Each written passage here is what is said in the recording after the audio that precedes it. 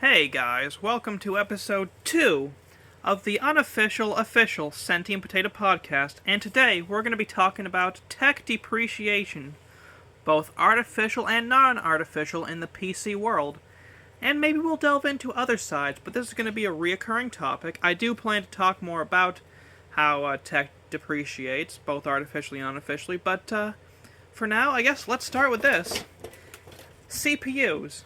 Now I'm sure, especially Intel fans, you see the yearly release of the new generation of Intel processors. It used to be a lot longer, if I recall right, but then they, for whatever reason, decided to ramp up. It's okay, whatever.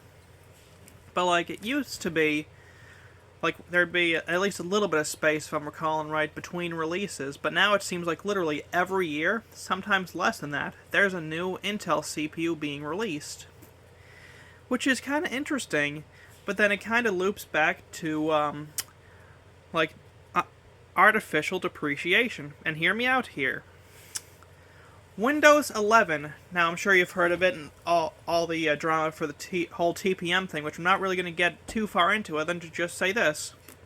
It is very easily bypassable, and it's really just a pain in the ass, but you can quite easily get past that. And I've seen people run everything from a Pentium D processor all the way up to a what the hell was it? The newest shit, but a friggin' Pentium D and even a Pentium 4, which if you don't know what those are very old, or at least the Pentium 4 is a single core processor. The Pentium D is it's kind of a dual-core processor, but it's basically, if I recall right, just two Pentium 4s strapped together, which didn't age very well. But I mean, hey, it's kind of neat. But, if you don't know how to bypass the stuff, you're going to be dealing with, a lot of issues, if I recall right, the, genuinely, the cheapest, stuff not cheapest, no, sorry, I apologize. Brain's a little jumbled here.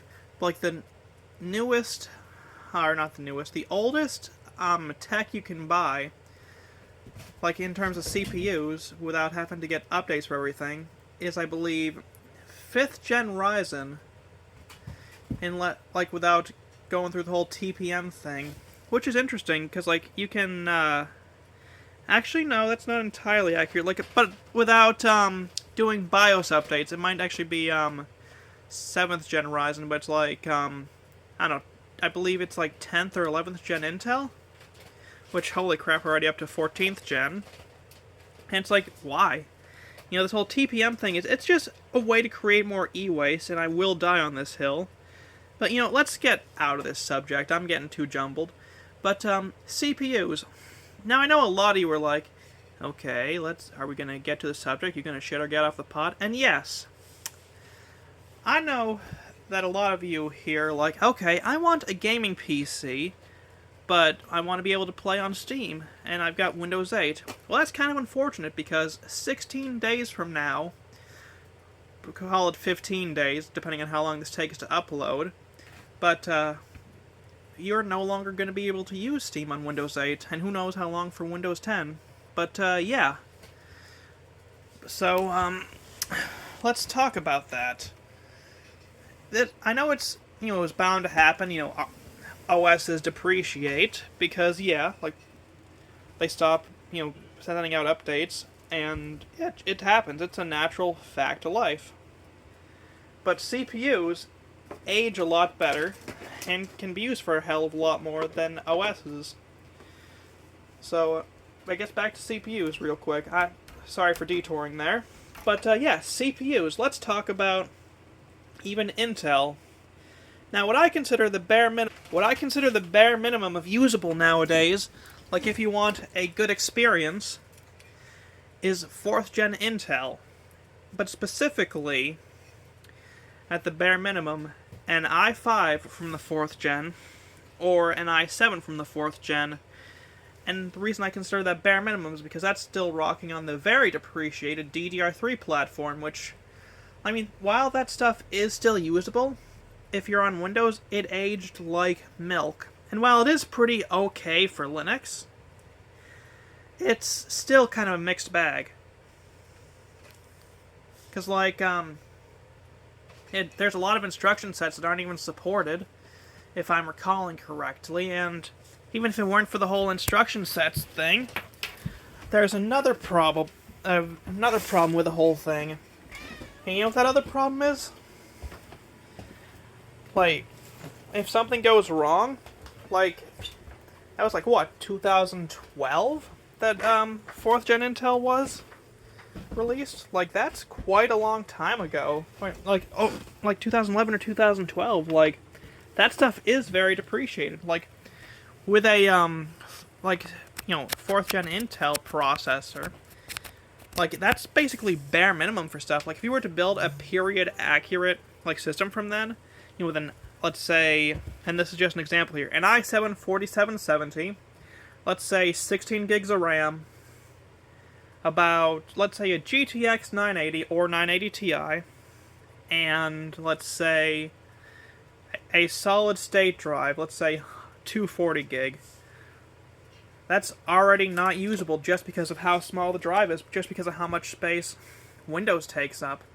Bare minimum, you need at least a 500 gig drive, and it has to be solid state now, because trying to use like a hard drive with Windows 11 is one of the worst fucking experiences, like having a hard drive as your boot drive for Windows 11, genuinely. Because, like, just to kind of give you guys an indicator on how bad it is, before I set up that computer, I was just kind of doing some screwing around. I was like, okay, let's see how bad Windows 11 is on a hard drive. Like, it is massively bad. There's stutters, hang-ups, it'll completely freeze. Like, you nowadays, with Windows, you can't use a regular hard disk drive as your boot drive anymore without it being one of the most painful experiences known to man. And it sucks, but, it's kind of expected. Like, as storage gets faster, things depreciate, but it's like, ugh. Like, while it is nice because hard drives have longevity, there's the issue of they're slow. And while they do have more storage, which is also nice, that where they are so slow and there's kind of caching issues, especially depending on the quality of the hard drive. No drives are created equally, let me just tell you that one. It's like, yeah, like, nowadays you gotta shell, I don't know, 50-ish, actually no, it's like $30 actually. Sorry, I misremembered, but like $30 for a 500 gig drive, and that's, let's say from a respectable brand like PNY. Like, I got one of those as a boot drive for the Windows 11 PC that I built for a family member. And, like, that is actually shockingly okay, but it still has issues with stutters and hang-ups, because it's just like the PNY CS 900, which is a pretty good drive. It's just kind of a pain in the ass, because, like, while it does have some pretty good features, the issue with the PNY CS 900s is they seem to, like, kind of burn out pretty quick, or have other issues, which is a shame, but, whatever on that. Because, like, yeah. Like, I have two PNY CS 900s. One, which I use for my gaming PC, which I just sent to the repair shop, and one which is a boot drive, and that has some pretty bad stutter and hang-up issues if I use Epic or if I install things. And, like, it's kind of wild, because I've only had that drive, those drives for going on 2 years now, and they're already having these issues. And these are brand new products, like solid-state drives. Like, they may not be artificially depreciated, but those things are kind of depreciating and retiring themselves, which is a shame, but what can you do? Like, it sucks, but, like, there is a read-write limit that people are just not acknowledging. And it's kind of understandable, because people are like, I shelled out this fucking much for this drive, I don't care, it's my drive. Because, like, one thing I've noticed that people are pretending, or at least kind of deluding themselves into believing that SSDs have the longevity factor, and that there's not a looming read-write limit that will eventually be hit. And that, like, they're like that with all SSDs, doesn't matter if it's a SATA, an NVMe, or any of that. And it's like, You know what I mean?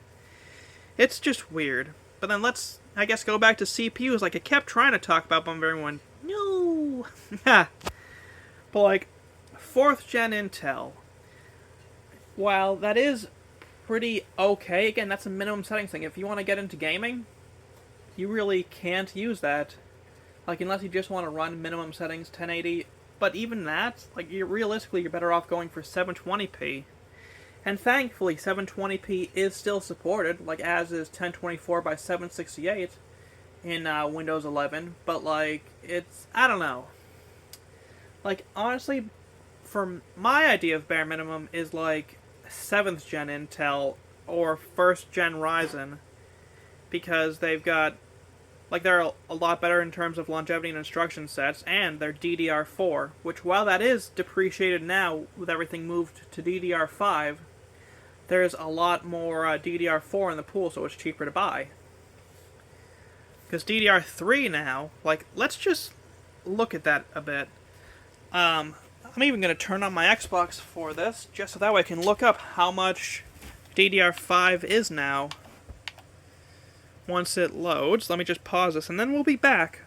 Like, while DDR3 can be cheap, at the same time, it's still pretty darn expensive, ranging anywhere from $23.80 to, like, for a set, to up to, just looking here on eBay, let me just show y'all, not sure how well you can see, but anywhere from, like, even $9 to $67 or more.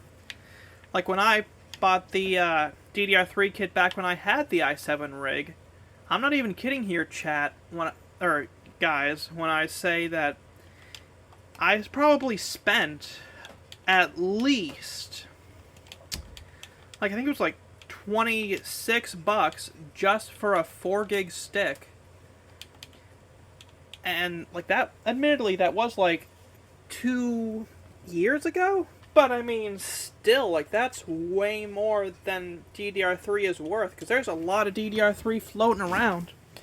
And while, admittedly, I assume some is due to the whole retro tax, at the same time, it's like, who the hell, in their right minds, would spend anywhere near that much for DDR3 RAM when it's, for one, that old, that nothing really supports it, and for two, like, just, I don't get it in general, because, like, DDR3, like, while it's, you know, nice to have RAM, don't get me wrong, because, you know, it's, like, good if you have that whole, setup, at the same time, it's like, DDR3, it's just not worth it, it's pretty slow.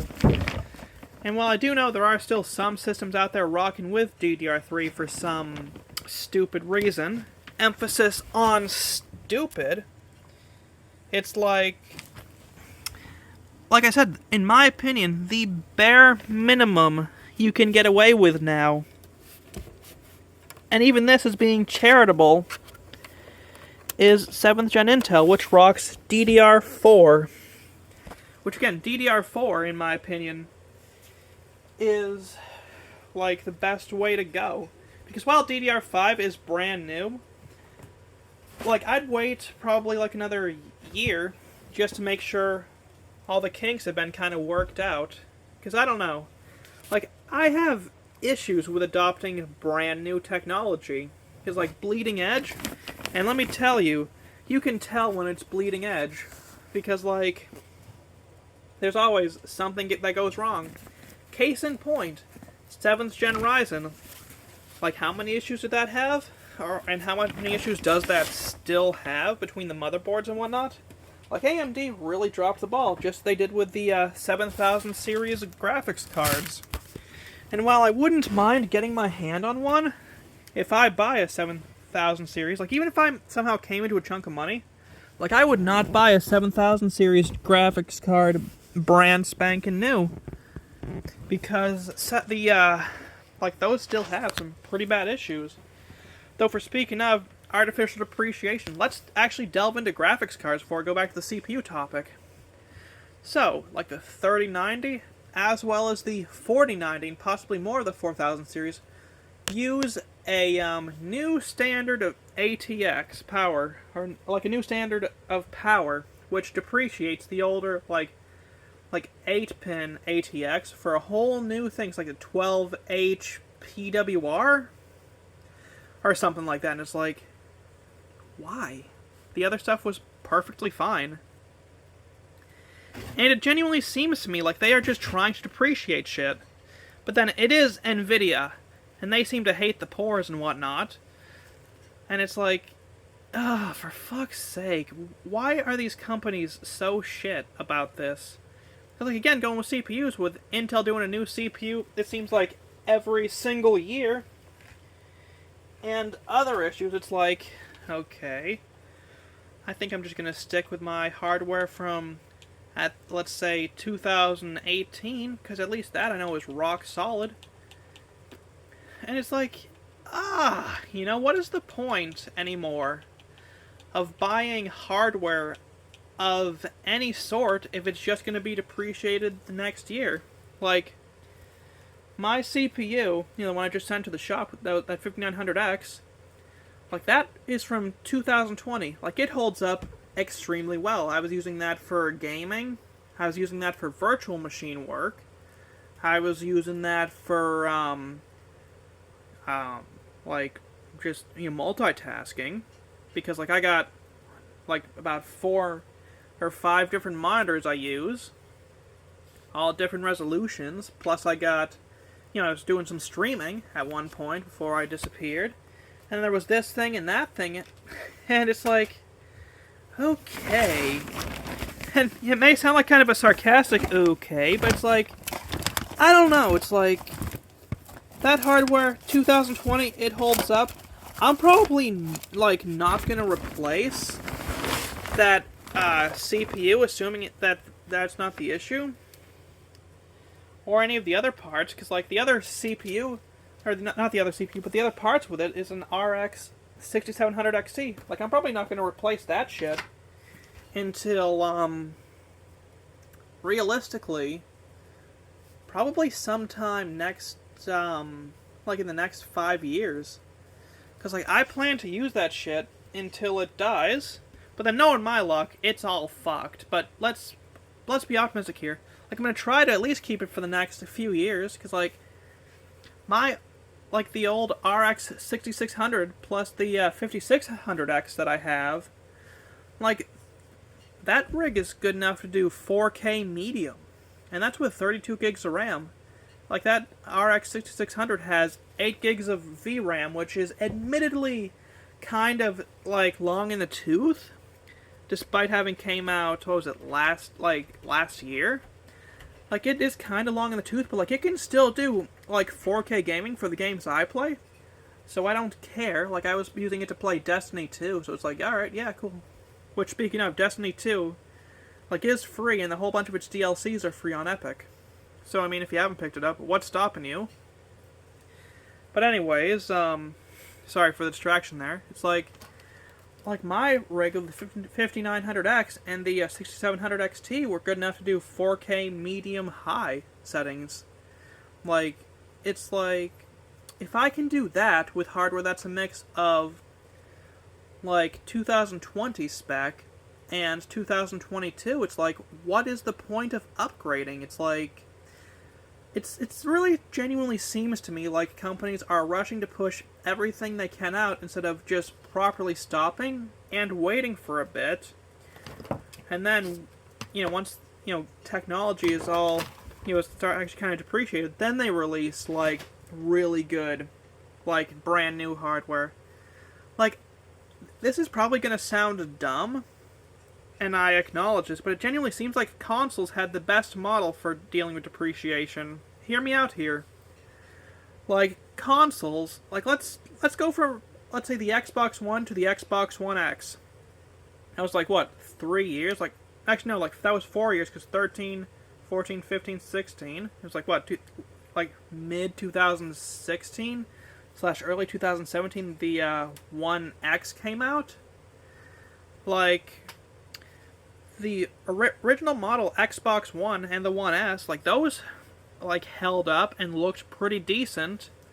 like at 1080p, or what was it actually rendering at 900p? Still, like that, hell, even the PS4 to the PS4 Pro, like that held up extremely well. And it's like, that genuinely seems like the better way to do it. Like, it really seems to me like, as long as games are properly optimized, software is properly optimized, and the hardware is okay, then there's no reason to just go out of your way to upgrade all the time, regardless of how much certain greedy software devs go out of their way to try to force you to upgrade. Like, maybe I'm just kind of full of shit here, and it's very possible. Like, this was admittedly kind of a rushed video, but I do plan on returning this subject with, like, with any luck, with more guests. And it's like, I don't know, like, one thing that's always seemed screwy to me is that, like, I don't know, like, it just, you know, just, And sorry for kind of just going off on tangents here. Like this, like I said, this was kind of a rushed video. Like, this idea's kind of been in my head for a while, so I figured, alright, let's kind of actually just talk about this, you know what I mean? So here we are. And, yeah. Let's talk about 7th gen Intel even, and 1st gen Ryzen. Like, those will at least allow you to play games up to, like, well, that's at least on the Intel side. That'll get you up to, like, 2020 to early to mid 2021, like, high-medium settings.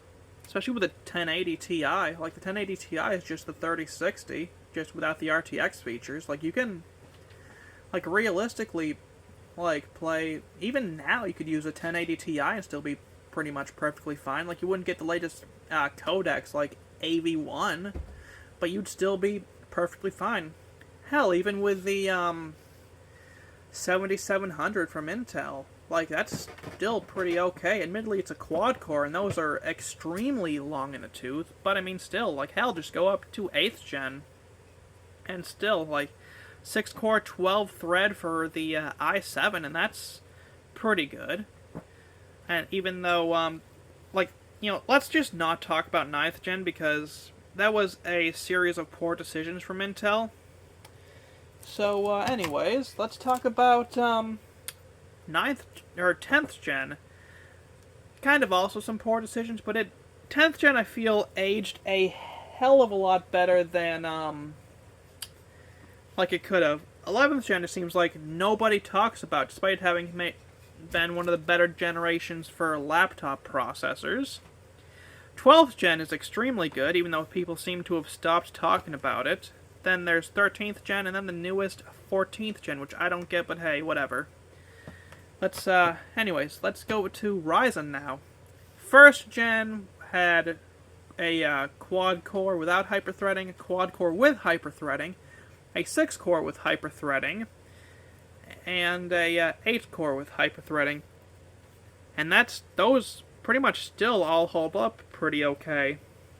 Except for, you know, the quad core without hyperthreading, and the, like, anything without hyperthreading really does not hold up all that well.